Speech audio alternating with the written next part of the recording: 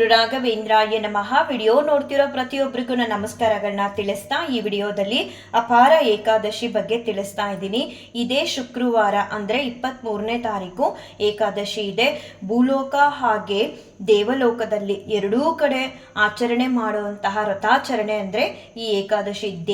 ದೇವತೆಗಳು ಕೂಡ ಉಪವಾಸದಲ್ಲಿದ್ದು ಭಗವಾನ್ ಶ್ರೀ ಮಹಾವಿಷ್ಣುವಿನ ಪ್ರೀತ್ಯರ್ಥರನ್ನಾಗಿ ಮಾಡೋದಕ್ಕೆ ಪ್ರಯತ್ನ ಪಡ್ತಾರಂತೆ. ದೇವತೆಗಳೇ ಈ ವ್ರತಾಚರಣೆನ ಉಪವಾಸದಲ್ಲಿದ್ದು ಆಚರಣೆ ಮಾಡಿದಾಗ ಮನುಷ್ಯರಾದ ನಾವು ಮಾಡಲೇಬೇಕಲ್ವಾ. ಈ ವ್ರತಾಚರಣೆನ ಮಾಡೋದ್ರಿಂದ ನಮ್ಮ 7 ಜನ್ಮಗಳ ಪಾಪ ಕರ್ಮಗಳು ವಿಮೋಚನೆ ಆಗುತ್ತೆ.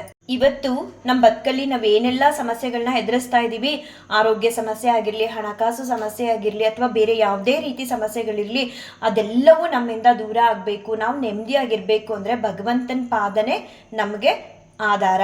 ಭಗವಂತನ ಹೆಸರಲ್ಲಿ ನಾವು ಈ ಏಕಾದಶಿ ವ್ರತಾಚರಣೆನ ಮಾಡೋದ್ರಿಂದ ಎಲ್ಲ ಕಷ್ಟಗಳು ನಮ್ಮಿಂದ ದೂರ ಆಗಿ ನೆಮ್ಮದಿ ಅನ್ನೋದು ಸಿಗುತ್ತೆ. ಮನುಷ್ಯನಿಗೆ ಬಹಳ ಮುಖ್ಯ ನೆಮ್ಮದಿಯಾದ ಜೀವನ.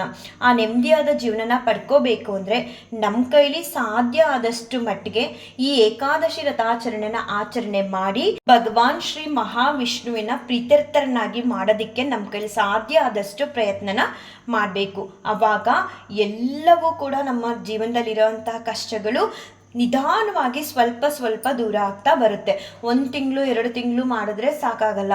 ಪ್ರತಿ ತಿಂಗಳು 2 ಏಕಾದಶಿಗಳು ಬರುತ್ತಲ್ಲ, ಅದನ್ನ ನಮ್ಮ ದೇಹದಲ್ಲಿ ಶಕ್ತಿ ಇರೋವರೆಗೂ ಆಚರಣೆ ಮಾಡಿಕೊಂಡು ಹೋಗಬೇಕು. ದೇವತೆಗಳೇ ಈ ವ್ರತಾಚರಣೆನ ಆಚರಣೆ ಮಾಡ್ತಾರೆ ಅಂದರೆ ಇನ್ನು ಮನುಷ್ಯರಾಗಿ ನಾವು ಕಷ್ಟಪಡಬಾರ್ದು ಆಚರಣೆ ಮಾಡೋದಕ್ಕೆ. ಇನ್ನೂ ಪಾಪ ಕರ್ಮಗಳನ್ನ ಹೆಚ್ಚಾಗಿ ಮಾಡೋದು ಮನುಷ್ಯರೇ. ಅದನ್ನೆಲ್ಲ ನಮ್ಮಿಂದ ದೂರ ಮಾಡ್ಕೋಬೇಕು, ನೆಮ್ಮದಿಯಾದ ಜೀವನನ ನಾವು ಪಡ್ಕೋಬೇಕು ಅಂದರೆ ಇರೋವಂಥ ಒಂದು ಸರಳ ಮಾರ್ಗ ಏಕಾದಶಿ ಆಚರಣೆ. ಇನ್ನು ಈ ಏಕಾದಶಿ ಆಚರಣೆನ ತುಂಬಾ ದಿನಗಳಿಂದ ಮಾಡ್ಕೊಂಡು ಬರ್ತಿದ್ರು. ಕೆಲವ್ರಿಗೆ ಸಿಕ್ಕಾಬಟ್ಟೆ ಡೌಟ್ಸ್ಗಳಿದೆ. ಹಾಗೆ ಹೊಸದಾಗಿ ಕೂಡ ಏಕಾದಶಿ ಆಚರಣೆನ ಶುರು ಮಾಡ್ತೀನಿ ಅನ್ನೋರು ಕೂಡ ಈ ಎಲ್ಲ ಡೌಟ್ಸ್ಗಳನ್ನ ಕ್ಲಿಯರ್ ಮಾಡಿಕೊಂಡು ನೀವು ಶುರು ಮಾಡಬಹುದು. ಮೊದಲನೇದಾಗಿ ಪೀರಿಯಡ್ಸ್ ಆಗಿದ್ರೆ ಏಕಾದಶಿ ಆಚರಣೆನ ನೀವು ಮಾಡಬಾರ್ದು. ಆದರೆ ಅವತ್ತಿನ ದಿನ ಅನ್ನದಿಂದ ಮಾಡಿರುವಂತಹ ಅಡಿಗೆ ಪದಾರ್ಥಗಳನ್ನ ನೀವು ಕೂಡ ಬಳಸಬಾರ್ದು. ಅವತ್ತು ಅವಲಕ್ಕಿ, ಉಪ್ಪಿಟ್ಟು, ಸಿಹಿ ಅವಲಕ್ಕಿ, ಎಳ್ನೀರು ಈ ರೀತಿ ನೀವು ತಿನ್ಬೋದು, ಕುಡಿಬಹುದು. ಪೀರಿಯಡ್ಸ್ ಆಗಿ 5 ಡೇಸ್ ಆಗಿದೆ, ನಾವು ಏಕಾದಶಿ ವ್ರತಾಚರಣೆನ ಮಾಡ್ಬೋದಾ ಅಂದರೆ ಖಂಡಿತ ಮಾಡ್ಬೋದು. ಯಾರೆಲ್ಲ ಏಕಾದಶಿ ವ್ರತಾಚರಣೆನ ಉಪವಾಸದಲ್ಲಿದ್ದು ಆಚರಣೆ ಮಾಡಿ ಭಗವಂತನ ಅನುಗ್ರಹನ ನಾವು ಕೂಡ ಪಡ್ಕೊಳ್ತೀವಿ ಅಂತ ಅನ್ಕೊಳ್ತೀರಾ ಅಂಥವ್ರೆಲ್ಲರೂ ಕೂಡ ಗುರುವಾರ ಸಂಜೆ ನಿಮ್ಮ ದೇವ್ರ ಮನೆಯಲ್ಲಿ ಸಂಜೆ ಹೊತ್ತು ದೇವ್ರಿಗೆ ದೀಪ ಹಚ್ತೀರಲ್ವಾ, ಆ ಸಮಯದಲ್ಲಿ ಕೈಕಾಲು ಮುಖ ತೊಳ್ಕೊಂಡು ರಾಯರ ಹತ್ರ ಪ್ರಾರ್ಥನೆ ಮಾಡ್ಕೊಳ್ಳಿ, ಸಂಕಲ್ಪ ಮಾಡ್ಕೊಳ್ಳಿ. ನಾಳೆ ನಾವು ಏಕಾದಶಿ ವ್ರತಾಚರಣೆನ ಮಾಡ್ತಿದ್ದೀವಿ, ನಮಗೆ ಶಕ್ತಿ ಅನ್ನೋದನ್ನು ಕೊಡಿ, ಭಕ್ತಿ ಅನ್ನೋದನ್ನು ಕೊಡಿ ಅಂತ ಕೇಳಿಕೊಂಡು ನೀವು ಗುರುವಾರ ರಾತ್ರಿನೇ ಊಟ ಮಾಡಬಾರ್ದು. ಅಂದರೆ ಅನ್ನದಿಂದ ಮಾಡಿರುವಂತಹ ಅಡಿಗೆಗಳ ಸೇವನೆ ಮಾಡಬಾರ್ದು. ಅದ್ರ ಬದಲು ಚಪಾತಿ, ಉಪ್ಪಿಟ್ಟು, ಅವಲಕ್ಕಿ, ಹಣ್ಣುಗಳು ಈ ರೀತಿ ತಿಂದು ಮಲಗಬಹುದು. ಇನ್ನು ಶುಕ್ರವಾರ ಬೆಳಗ್ಗೆ ಬೇಗನೆ ಎದ್ದು ಏಕಾದಶಿ ದಿನ ತಲೆಗೆ ಸ್ನಾನ ಮಾಡಿ ರಾಯರಿಗೆ ತುಪ್ಪದ ದೀಪನ ಹಚ್ಚಿ, ರಾಯರಿಗೂ ಅವತ್ತು ನೈವೇದ್ಯ ಮಾಡಬಾರ್ದು. ರಾಯರಿಗೆ ಬರೀ ತುಳಸಿ ಮಾತ್ರ ಮುಡಿಸ್ಬೇಕು.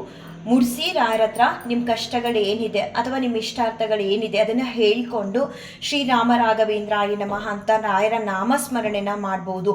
ಅವತ್ತು ಸಾಧ್ಯ ಆದಷ್ಟು ವಿಷ್ಣು ಸಹಸ್ರನಾಮನ ಪಾರಾಯಣ ಮಾಡಿ. ಹೇಳೋದಕ್ಕೆ ಬರಲ್ಲ ಅಂದರೆ ವಿಷ್ಣು ಸಹಸ್ರನಾಮನ ಅಟ್ಲೀಸ್ಟ್ ಫೋನಲ್ಲಾದರೂ ಹಾಕಿ ಕೇಳಿಸ್ಕೊಳ್ಳಿ. ಮತ್ತು ಆವತ್ತಿನ ದಿನ ಎಲ್ಲ ನೀವು ಫುಲ್ಲು ನಿರ್ಜಲವಾಗಿ ಉಪವಾಸದಲ್ಲಿ ಇರಬೇಕು ಅಂತ ಅಂದ್ಕೊಂಡ್ರೆ ಇರಿ. ಅಕಸ್ಮಾತ್ ನಮ್ಮಲ್ಲಿ ಶಕ್ತಿ ಇಲ್ಲ ನಿರ್ಜಲವಾಗಿ ಉಪವಾಸ ಮಾಡೋದಕ್ಕೆ, ಇದೇ ಮೊದಲು ನಾವು ಶುರು ಮಾಡ್ತಿರೋದು ಅನ್ನೋದಾದರೆ ನೀವು ಎಳ್ನೀರು, ಹಣ್ಣು, ನೀರನ್ನು ಸಹ ಕುಡಿದು ಏಕಾದಶಿ ವ್ರತಾಚರಣೆನ ಆಚರಣೆ ಮಾಡ್ಬೋದು. ಇಲ್ಲಪ್ಪ ನಾವು ನಿರ್ಜಲವಾಗಿ ರಾಯರಿಗೆ ಸೇವೆನ ಸಲ್ಲಿಸ್ತೀವಿ, ಭಗವಾನ್ ಮಹಾವಿಷ್ಣುವಿನ ಅನುಗ್ರಹಕ್ಕೆ ಪಾತ್ರರಾಗ್ತೀವಿ ಅನ್ನೋದಾದರೆ ರಾಯರ ಹತ್ರ ಬೇಡಿಕೊಂಡು ನಿರ್ಜಲವಾಗಿ ಏಕಾದಶಿ ಆಚರಣೆ ಮಾಡೋದಕ್ಕೆ ಶುರು ಮಾಡಿ. ನಿಮಗೆ ಗೊತ್ತಿಲ್ಲದ ಹಾಗೆ ದೇಹದಲ್ಲಿ ಶಕ್ತಿ ಅನ್ನೋದನ್ನ ರಾಯರು ತುಂಬ್ತಾರೆ. ಏಕಾದಶಿ ದಿನ ಅಂತ ಮಾತ್ರ ಅಲ್ಲ, ಪ್ರತಿನಿತ್ಯ ಕೂಡ ಈ ಅಭ್ಯಾಸನ ನಾವು ರೂಢಿ ಮಾಡ್ಕೊಬೇಕು. ರಾಯರಿಗೆ ಭಕ್ತರಾದ್ಮೇಲೆ ಸುಳ್ಳು ಹೇಳ್ಬಾರ್ದು, ನಿಂದನೆ ಮಾಡಬಾರ್ದು, ವಿನಾಕಾರಣ ಕೋಪಗಳನ್ನ ಮಾಡ್ಕೋಬಾರ್ದು. ಅಕಸ್ಮಾತ್ ಪ್ರತಿನಿತ್ಯ ನಮ್ಮ ಕೈಲಿ ಸಾಧ್ಯ ಇಲ್ಲ ಕೋಪ ತಡ್ಕೊಳ್ಳೋದಕ್ಕಾಗ್ಲಿ, ಸುಳ್ಳು ಹೇಳದೆ ಇರೋದಕ್ಕಾಗ್ಲಿ ಅನ್ನೋದಾದರೆ ಏಕಾದಶಿ ದಿನ ಆದರೂ ರಾಯರು ಪ್ರತಿ ನಿಮಿಷ ಕೂಡ ನಮ್ಮನ್ನು ಗಮನಿಸ್ತಿರ್ತಾರೆ ಅಂತ ನಾವು ಅವಾಗವಾಗ ಅಲರ್ಟ್ ಮಾಡಿಕೊಂಡು ನಮ್ಮನ್ನು ನಾವು ಸುಳ್ಳು ಹೇಳಬಾರ್ದು, ಬೇರೆಯವ್ರ ನಿಂದನೆ ಮಾಡಬಾರ್ದು, ಬೇರೆಯವ್ರ ಮೇಲೆ ಕೋಪ ಮಾಡ್ಕೋಬಾರ್ದು. ಸಾಧ್ಯ ಆದಷ್ಟು ಆ ದಿನ ಪೂರ್ತಿ ಶ್ರೀರಾಮ ರಾಘವೇಂದ್ರಾಯ ನಮಃ ಅಂತನಾದರೂ ಹೇಳ್ಕೊಳ್ಳಿ, ಶ್ರೀ ರಾಘವೇಂದ್ರಾಯ ನಮಃ ಅಂತನಾದರೂ ರಾಯರ ನಾಮಸ್ಮರಣೆನ ಮಾಡ್ತಾ ಇರಿ. ಇನ್ನು ಸಂಜೆ ಕೆಲವರು ಕೇಳಿದ್ದಾರೆ ನಾವು ಚಾಪೆ ಮೇಲೆ ಮಲಗಬಹುದಾ ಅಂತ. ಮಲಗಿ, ನಿಮ್ಗೆ ಯಾವುದೇ ರೀತಿ ಬೆನ್ನೋವಿಲ್ಲ ಅಂದರೆ ಚಾಪೆ ಮೇಲೆ ಮಲಗಬಹುದು. ಅಕಸ್ಮಾತ್ ವಯಸ್ಸಾಗಿರೋರು ಇರ್ತಾರೆ, ಈ ರೀತಿ ವ್ರತಾಚರಣೆನ ಮಾಡ್ತಿರೋರು, ನಮಗೆ ನೆಲದ ಮೇಲೆ ಮಲಗೋದಕ್ಕೆ ಆಗಲ್ಲ ಅನ್ನೋರು ನೀವು ಹಾಸಿಗೆ ಕೂಡ ಉಪಯೋಗಿಸಿ ನಿದ್ದೆ ಮಾಡ್ಬೋದು. ಯಾಕಂದರೆ ನಿಮ್ಗೆ ಏನಾದರೂ ಬೆನ್ನೋವಿನ ಸಮಸ್ಯೆ ಇದ್ದರೆ ಮಲಗೋದಕ್ಕೆ ಆಗಲ್ಲ ಅಲ್ವಾ. ರಾಯರಿಗೂ ಕೂಡ ಗೊತ್ತಿರುತ್ತೆ ನಮ್ಗೆ ಏನೆಲ್ಲ ಸಮಸ್ಯೆಗಳಿರುತ್ತೆ ಅಂತ. ಅದನ್ನು ಮೀರಿ ನಾವು ರಾಯರಿಗೆ ಸೇವೆ ಸಲ್ಲಿಸಿದಾಗ ಖಂಡಿತ ಭಗವಂತನ ಅನುಗ್ರಹಕ್ಕೆ ತುಂಬ ಬೇಗ ನಾವು ಪಾತ್ರರಾಗ್ತೀವಿ. ನೆಕ್ಸ್ಟ್ ದ್ವಾದಶಿ ದಿನ ಅಂದರೆ ಶನಿವಾರ ಬೆಳಿಗ್ಗೆ ಬೇಗನೆ ಎದ್ದು ಅವತ್ತು ಕೂಡ ರಾಯರಿಗೆ ನೀವು ತುಪ್ಪದ ದೀಪನಾದರೂ ಹಚ್ಬೋದು, ಎಣ್ಣೆಯಿಂದ ಬೇಕಾದರೂ ದೀಪನ ಹಚ್ಬೋದು, ಅದು ನಿಮ್ಮ ಮನಸ್ಸಿಗೆ ಬಿಟ್ಟಿದ್ದು.